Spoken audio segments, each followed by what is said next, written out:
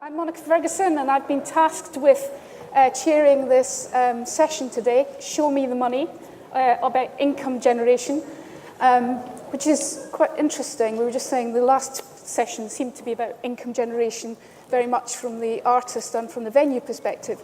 This is actually a little bit more about how you get yourself into a position where you can develop your business or develop your profession as an artist through getting the relevant investment. And we've got a stellar lineup here today. We've got Ridian Lewis from a kind of alternative banking system, which we will explore.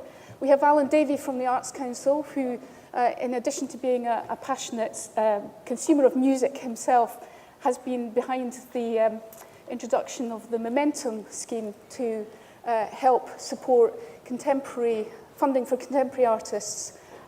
So that's going to be an interesting discussion here. And we have a kind of venture capitalist with a social conscience, I think, in Kevin Osborne, who's the founder and chief executive of MeWe 360. So we're going to hear about how that works. In particular, you're working a lot with the Asian and Black communities. And then on my left, we've got Mary Alice Stack, who's Chief Executive of Creative United, again looking at possible alternative sources of social finance for organisations and individuals, and that will be interesting to explore. And then we have Marcella Kelshaw, who's the Grants Manager from the Esme Fairbairn Foundation, and moving an interesting development where they're not only just providing grant funding now, but looking again at loans and other models of helping finance development initiatives. So we want to again encourage as much discussion and debate as possible. There is a roving microphone which Matthew has. Please put up your hand if you want to talk and wait for the microphone to get to you. We've got people watching this online and on Twitter, so it will help them to hear your questions if you wait for the microphone. So I'm going to start with Alan. Because I think, in a way, Alan's experience will perhaps feed into some of the rationale for the need for these other schemes and systems. Public funding for the arts, and for music in particular, has, some might say, been going through a bit of a challenging time. And in particular, in the past, music sector has been particularly focused around, say, jazz, classical music, traditional sorts of forms of music. Alan, tell us what's happening on the landscape in terms of public sector funding for the arts, but specifically in the music sector. Okay, thank you, and hello everyone. Well, maybe if I start with talking a little bit about the origins of Momentum and describing a bit about what the Arts Council's role in contemporary music is and what it kind of could be. And just to flag up that there's a couple of surgery sessions this afternoon with Arts Council staff, loosely entitled How to Screw Money Out of the Arts Council in a painless way. And there's some wonderful people around who are going to explain in 10 minutes how to do that. And I think you have to sign up and make an appointment. I've been Chief Executive of the Arts Council for about 7 years. But about 10 years ago, as a kind of music fan, I began noticing what was happening in Canada. Not anything to do with the Canadian equivalent of the Arts Council, the Canada Council, but with public funding and funding from radio broadcasters and the broadcasting industry, supporting artists. The Factor scheme in particular, which is a kind of almost a legendary thing amongst music circles. It's, I think they're giving out about £14 million a year to labels and to artists to do their work, to record, to go on tour. I discovered a whole kind of nexus of artists who were being supported by the public sector in Canada, and began to think, well, how extraordinary that we don't have anything, or we don't seem to have anything like that in this country, and that Arts Council's kind of traditional view of music, I mean, you know, we've always had something to do with folk music, and here we are in Folk HQ, and jazz, but contemporary kind of popular music, I mean, I don't know how you kind of generically describe it, but things that are going on were generally supported by the industry. And now I think the industry's, as you all know, the industry's changed, and old sources of income are no longer as sure as they were before, or aren't in existence at all. And so I just asked my team the question, well, what do we do about contemporary music at the moment, and what could we be doing that's different? And we got a whole bunch of industry people together and had a series of conversations over a few weeks, a couple of years ago. And a couple of surprising things emerged. One, that we do in fact spend 2.3 million, I think it was, on contemporary music through organisations like Generator, through various grants for the arts, etc. But it really wasn't known about, and it wasn't very clear. And if you were in search of money from us, you wouldn't necessarily know where to go, or you wouldn't necessarily want to approach us unless you met some of the wonderful music team who are really knowledgeable and you know, big on contemporary music, and if you talk to them, would kind of tell you which was the way in. And also linked to that, our whole kind of language about music was kind of alien. So, you know, we talk about, we've always talked about audiences. Well, you know, how's that related to it, and how do you translate into fan base and things like that? We were using kind of different words. So we decided that in consultation with others, there was a gap in the market. That our Grants for the Arts programme, which the surgeries are about this afternoon, are probably good for supporting talent right at the beginning, and that it's useful for that. We want to get those funds used more for that. I want to be spending more money on that. But there was something about kind of when talent had kind of found its first direction and maybe made their first record or whatever, how do you kind of support them in that very difficult period that gets them, ideally, I mean, our interest is talent. Our interest is the things that talented people produce. So our interest is actually having a domestic music scene that's really healthy, that people who live in this country can relate to, that, you know, the music is rooted here, it reflects us and who we are. But we want the talented people who produce that to be able to make a living from it. And that's very, very hard. So Momentum was about getting people over that kind of initial stage to begin to be in a position where you can see the way forward to make a living, and supporting great art and talent in the process, because if you don't do that, then nothing emerges from anything. And we've started really small, £250,000, and every round has been really oversubscribed. And I think we haven't quite got the evaluation in yet. I'm looking at my team. We haven't, have we? No. But it's coming in. But I think it's going to be positive. I think we've identified a need. People who have got Momentum grants will go on. You know, they might get noticed by the industry or whatever. What actually happens to people post Momentum is actually a live question at the moment. But I think we have proved a need for some public investment in talent in contemporary music to fulfill a gap that isn't easy to get at by other means. And it's a new initiative, relatively new. It's relatively new, it's about a year old. In a period of austerity, when lots of arts organisations are facing cuts and so on. So I suppose there must be quite a lot of justification in terms of having to invest in that new stream. And you know, I have had some political people saying, what's the Arts Council doing anything in popular music for? To which my answer is, well, there is a need, and take them through it.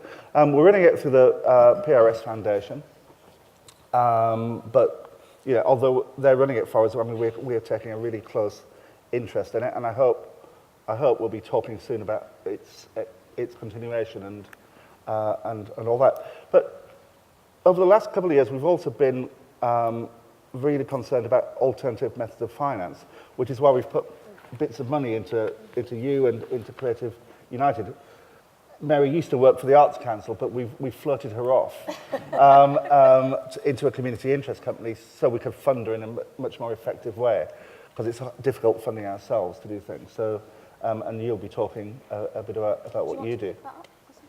Yeah, so I joined Arts Council England in 2005, originally as a development manager for a programme called Own Art, which was all about removing the barriers for people who were interested in buying contemporary art, or who we could encourage to become more interested in buying contemporary art. So it's kind of a market development, audience development initiative. And And that particular program used a financial tool, a financial model that's very, very common in other retail environments, and that's consumer credit. So if you ever go into a department store, or you decide to buy a new sofa, or more or less anything these days, the first thing that's going to hit you is a big red sign with a 0% stamp on it, which is telling you that if you want to buy that item, you can spread the cost with an interest-free loan. Now, this is something that simply didn't exist within the contemporary art market. We innovated that product so that art galleries, small independent businesses, could offer customers something that would enable them to say yes. You know, they've fallen in love with a piece of art, they want to take it home, how are they going to afford that? So my job was around introducing a new finance tool to a sector that was not familiar with using it, and to also get customers used to the idea of recognizing that symbol and being confident that that symbol meant not only can I go in with confidence and I'll get a warm reception and I won't be given a snooty look and told if I had to ask I couldn't afford it. It was there for them to enjoy and hopefully to take home and live with and make art part of their daily life rather than something that they only ever experienced in a museum or gallery. And that preamble will tell you that my background is visual arts, not music, so apologies, it really isn't my home turf. But having started with the Own Art programme, I was then asked to look at developing a similar initiative to enable people to access musical instruments, so removing the finance barrier to owning your own musical instrument. And that programme became Take It Away, and in its first 2-3 years, that scheme was already turning over £12 million worth of musical instrument sales, putting instruments into the hands of people young and old, many people who were taking early retirement and were returning to music for the first time. Also a lot of parents who wanted to support their children developing their musical interests and talent. And then critically, for this audience here, also aspiring professional musicians who needed access to kit, who needed access to high-quality instruments so that they could get out in front of audiences and do what they do best, develop their talent, develop their music, develop their fan base. So I spent 5-6 years focusing on that consumer demand for art, musical instruments, and then we turned our attention to the business need. So if we put an instrument into the hands of an aspiring musician, what next? What's their next professional challenge? Is it recording an album and distributing that? Is it going out on tour? Is it recording some music for which they need access to an affordable music studio? So what were the kind of economic drivers and needs of the aspiring musician or the aspiring creative practitioner who wanted to become a creative entrepreneur, a businessman, or a company that was developing exciting content and getting that out to new audiences? And that became the genesis for the Creative Industry Finance Programme, which we piloted for 2 years in London and in the Yorkshire and Humber regions. This was all still while I was cosily at home in the Arts Council, trying to develop these new ways of working. And the Arts Council was really helpful in allowing that pilot to happen so that we could do a number of things, so that we could test the demand and effectiveness of loan finance as an alternative to grants, and specifically test that in the context of not the creation of music or art in a purely experimental context or in a purely creative context, but the application of that creative content in a commercial environment. So absolutely, the Arts Council's business is to support talent, but there comes a point in every artist's career where that talent needs to be applied within a commercial setting, and that's the area that we were interested in looking at. So that programme, the pilot went very well. During the middle of that pilot period, we were then floated off. So myself and my team and the programmes that we were responsible for running, we were transferred out of the Arts Council into a new community interest company, which is called Creative United. And that company is established to provide a range of finance-based services that can help support the growth and sustainability of the creative economy. So Own Art, Take It Away, still exists, still running them and developing them. Creative Industry Finance, being launched in less than 2 weeks' time, 23rd of September, it becomes a program that's available to creative entrepreneurs and organisations right across England. And the offer is free business support, so that's to help you develop and finesse your business plans, and then an access to finance offer, which is provided by our network of lending partners. So, and I'll stop now.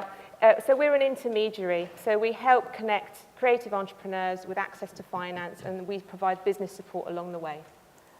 I'm going to turn to Kevin now. Is that something that you're experiencing when people are coming into you and to your networks that's really a kind of need, an identified need at the moment? Let me start by explaining a little bit about my background. I started off as a musician. And so I was signed to Warner Brothers for about 10 years. Then I set up a small charity that helped to develop up-and-coming talent, and that included people like Plan B and Phaser from N-Dubs and various others.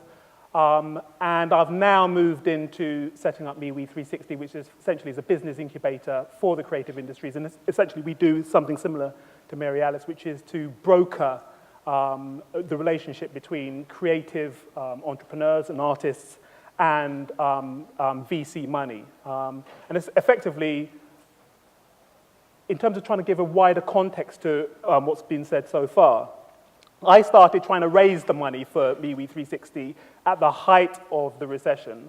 And I needed £2 million in order to get started. And many people thought that was a crazy time to give up my day job in order to try and raise money to do this project. But it was actually the perfect time, because what had happened is, because of the spending cuts, major funders like the Arts Council were really under financial pressure and therefore had to look at ways in order to make their money go further. And as part of that, they were looking to not only give grants, but also find ways to invest their cash so that there was some kind of financial return. And I guess that's where Mary Alice and my project, MeWe 360, come in. So alongside that, there was also a real drive by government to incentivize individual investors to put money into startups. So recently, there's been a huge amount of money just coming into the creative industries now from individual investors who now get tax breaks to invest in you as a creative business or you as an artist.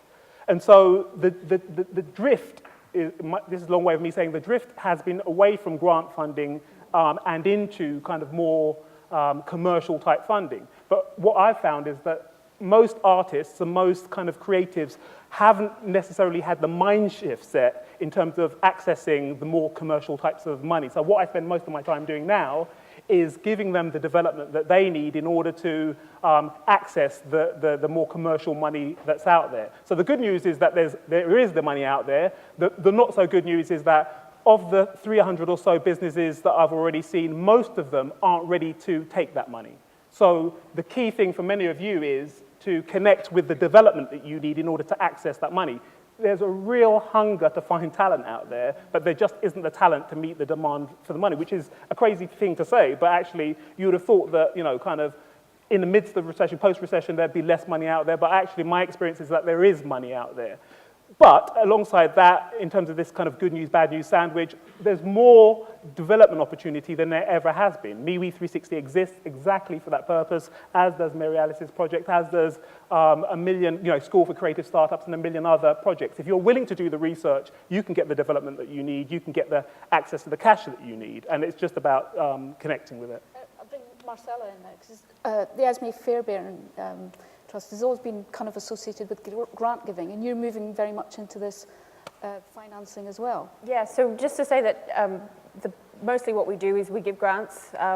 It pales in comparison to what the Arts Council gives, but it is a sizable chunk of change every year. But as we have an even bigger endowment, and an aspect of that endowment has been put in the last few years into what's called social finance, which is essentially either loans or equity investments where we expect a return or just to recycle the money. And that's been a real move to try and use the bigger endowment for a social purpose. So that just gives you some context. A lot of foundations don't do this. We were one of the first to move into that space. That's also lingo, the space. But I would really echo what Kevin said about access. So we're working with people like the Arts Council and Nesta to bring in even a whole lot of, an even bigger amount of money into the sector, looking at social finance in the cultural industries. But we're also aware of the massive gap, knowledge gap in terms of what that actually means, how you access it. Why would you go for a loan or giving away some of your equity to someone if you could get a grant? Of course, go for the grant. That being said, there's a whole lot of, I guess, independence that comes from managing your own earned income and also not being grant reliant. That's easy for me to say, I understand that. So yeah, I would just really echo that we're interested, we're probably more interested in the conversation with these guys, if that makes sense, so this kind of scale of organizations. So MiWi 360, we've had conversations with. I'm sure Derek and Kevin have tussled over whether we will or we won't invest in them or grant fund them. And similarly, we've had some conversations with Mary Alice about where they go and what they do. I think that the other interesting thing in this area is very much who is accessing investment, so social finance, with an expectation of that money going back to be returned, and who is accessing traditional grant funding, and what your business model is across that spectrum from one extreme to the other, and usually a mix. And then who in the industry, and I'm talking quite generally rather than just about music, but who can and can't access, because not everyone's business model is appropriate for social finance. And some of the evidence that's coming out of Mary Alice's pilot is that crossover is actually quite small. So I'm then interested in working out what the potential and the limitations are for social finance for music organisations and generally for cultural organisations. And I'd like to bring Rydian in, really, because in a way, you're at the other end of that spectrum, very much the private peer-to-peer funding through an alternative to traditional banking, perhaps. Yes, I mean, you can see it that way. I mean, just to give you a brief explanation of what that means, peer-to-peer, because it's quite an odd term, it is that traditionally with a bank, savers put their money with a bank and they are effectively lending their money to the bank. And then the bank goes and lends the money to businesses and individuals. What peer-to-peer lending is people lending directly to other people. So that's what these platforms do. Peer-to-peer is a term that's used, for example, eBay was first called it a sort of peer-to-peer market. That's where the term comes from.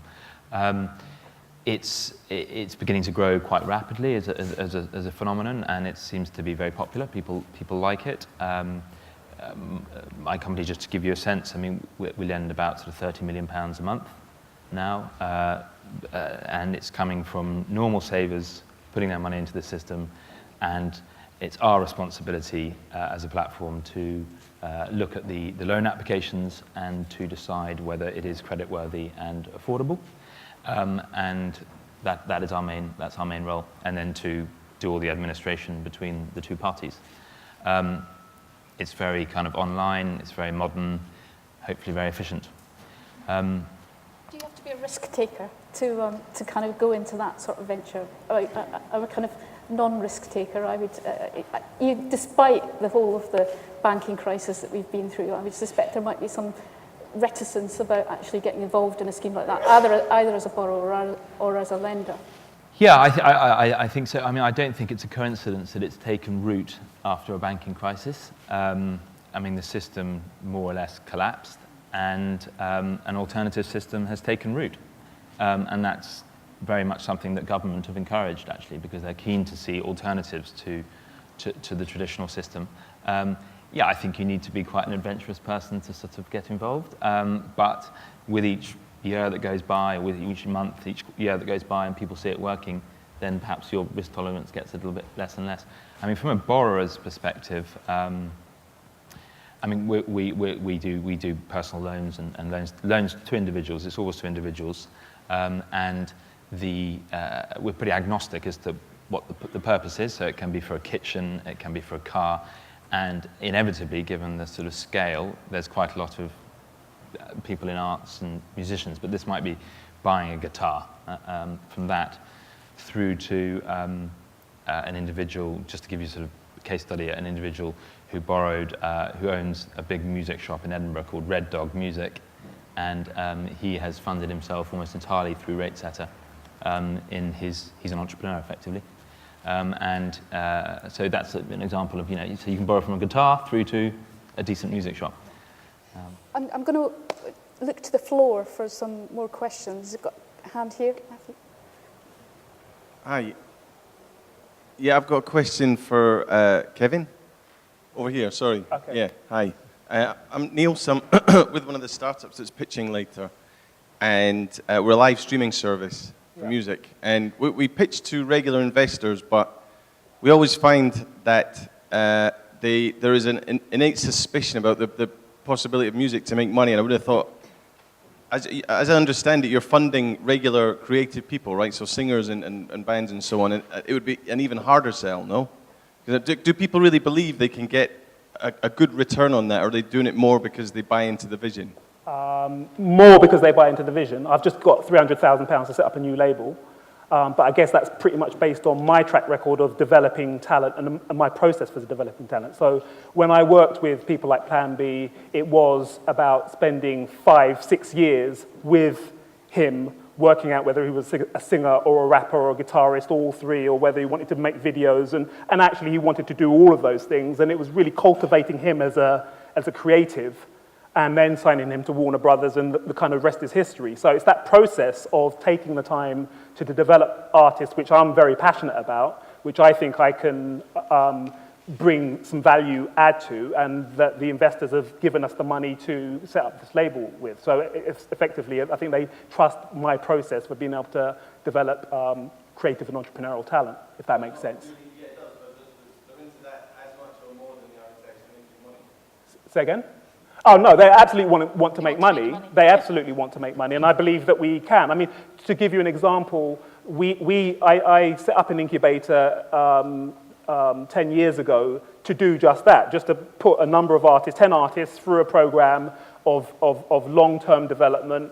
Of those 10, 4 became millionaires, which, when you think about the success rate of a major record company, is kind of extraordinary. So it's that, I think it's that process that I'm very much backing, and that means that we have to engage with artists in a very different kind of way. What I have access to as a former musician, as a former kind of executive, but also as somebody who set up a charity to develop talent, across all of that spectrum of experience, is somebody who can kind of connect people to the different things that we need. So we work with various partners that will allow us to connect our entrepreneurs and artists with what they need. So if an artist needs to connect to a major festival, one of our major funders, Ingenious Media, owns a number of festivals, and we'll just plug them in, if that makes sense. So it's that kind of connection that we have, and all I do is spend my time making the right connections for the people that are our members.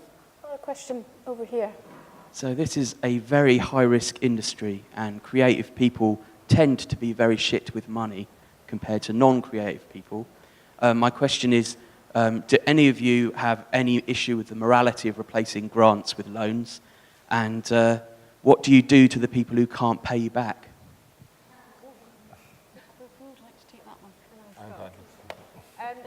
I don't think it's a moral question.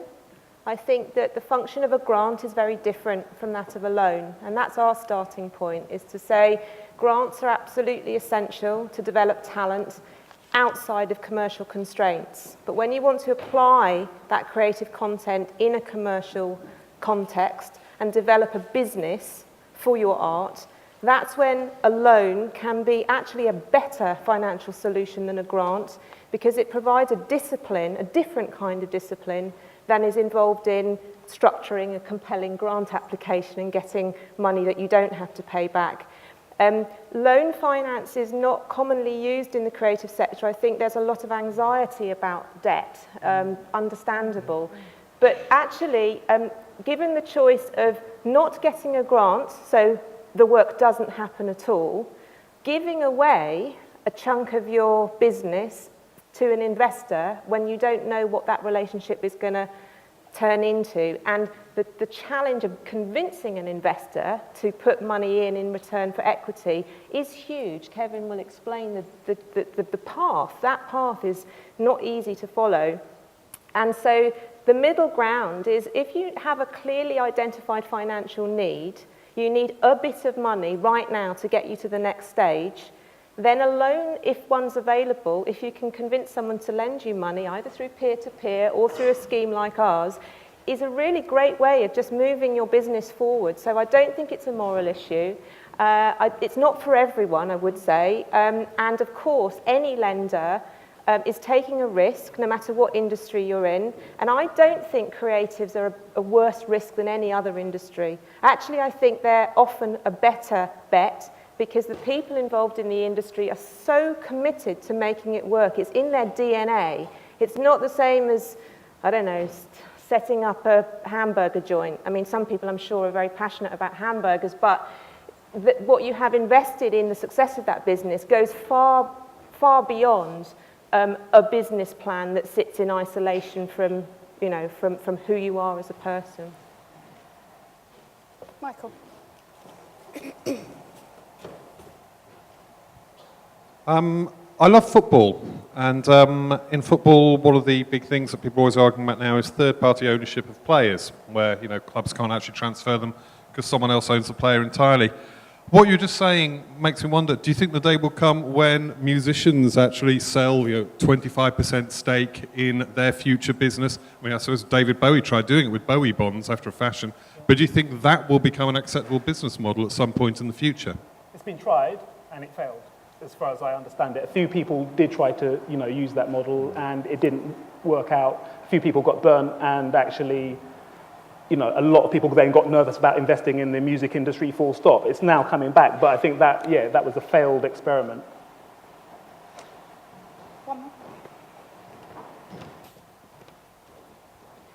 Mark Allen from the Bollywood Brass Band. I'm interested in the point that you mentioned, Marcella, a small crossover. I wasn't sure exactly what that small crossover is between. It was from data that... It's sort of, there's the traditional group of organisations who go for Arts Council funding, be it Grants for the Arts, MPO status, and we see a lot of them come to Esme Fairbairn for grants.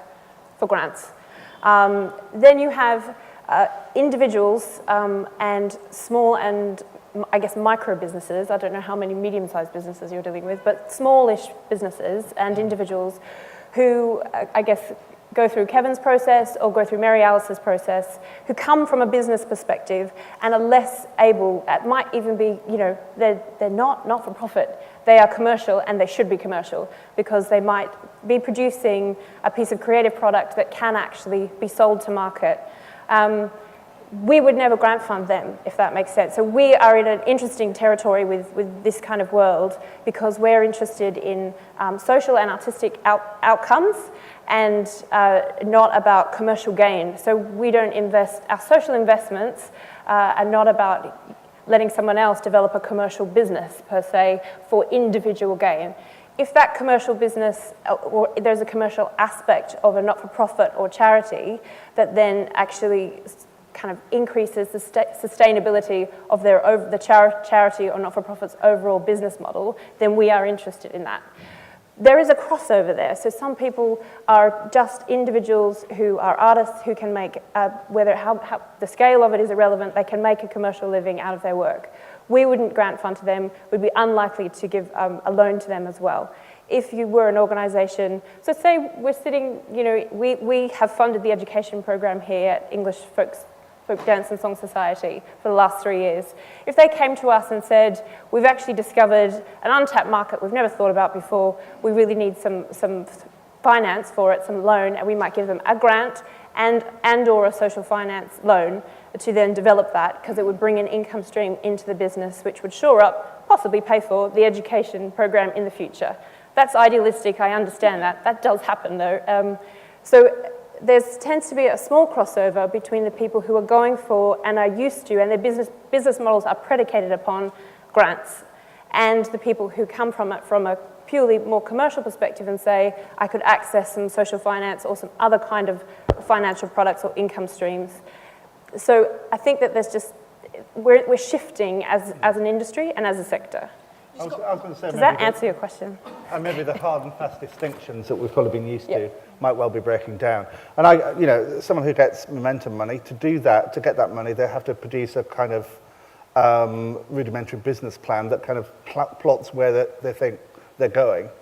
And actually, that would be a useful basis on which to kind of, once you've done the momentum thing, as it were, and achieve what you need to there, the next stage might well be the kind of loan finance that's around. And I think having a mixture of that through to seal your career, as it were, seems to be eminently possible. Can I just add, sorry, that this crossover space is what is now commonly referred to as social investment. So it's where the person putting the money in or the organisation investing is looking for a combination of financial and social returns. So maybe not as high a financial return as a straightforward VC would look for, but That's venture capitalism for those of us who are not finance. Sorry, yeah. So someone who's looking for a pure financial return and they're looking for maybe 10 times their money back over an agreed period and then to sell. The social investor is looking for strong social impact as well as their money back plus a bit. So it's a slightly different combination. And we're working with lenders who are social investors, also those who are purely commercial. So we've got a blend of options in there. Yeah, and that's where rate setter comes in terms of people being able to set their own rates as well. Yes, it's an open market, so we're bringing together thousands, hundreds of thousands of people lending and hundreds of thousands of people borrowing, and our role is just to make sure that everyone gets what they're expecting. So the real purpose of it is just to open it up in an explosive way, rather than having. But I would just say, just to this point about alternatives, because I mean, a loan, the most important thing with a loan is that everyone understands what it is and the responsibility of paying it back. I think it's quite a privilege sometimes because you don't have to give any independence away whatsoever. You pay the money back and you're away. But if there are problems, I would just like to alleviate any concerns that, in our case, the treatment is very civil. Yeah, so there's no boys around, there's no baseball bats. But I would just say one other thing is that it's really innovative at the moment what's going on, and I'd say one thing that's worth mentioning, which I don't think is represented on this panel, but is, and it's not something we do, is reward-based crowdfunding. So this is a kind of hybrid model whereby if you are a musician and you've produced a record, you could produce that record online. And if people like it, you could say, well, I'll produce another one, and if you give me a contribution, financial contribution, and in return, I won't give away any equity, so you don't have that David Barry situation of effectively where you're having to give away your soul, which I suspect is why it didn't suit musicians. And something I'm aware of, having given away a lot of my company, so I understand equity can be good and bad. But reward-based crowdfunding, you just give the song back to the people who've supported you. So it's a very nice and very popular in the United States, companies like Kickstarter and Indiegogo. And it's a very innovative form of finance. So for musicians and artists, I'd really recommend that they have a look at reward-based crowdfunding because you don't give away independence. I'm just really conscious of time. We've probably got one more question.